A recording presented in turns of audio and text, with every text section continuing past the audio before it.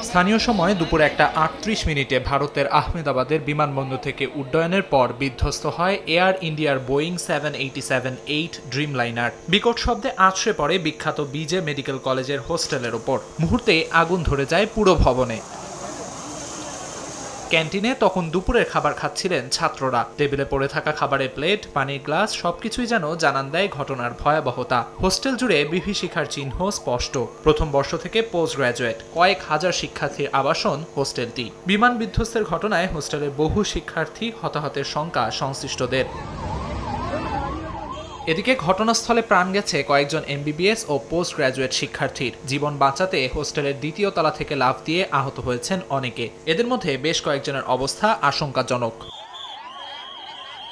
একজন ছাত্রের মা জানান, বিমান দুর্ঘটনার সময় হোস্টেলেই অবস্থান করছিলেন তার ছেলে। ভবনের দ্বিতীয় তলা থেকে ঝাঁপ দিয়ে প্রাণে বাঁচলেও গুরুতর আহত হন তিনি।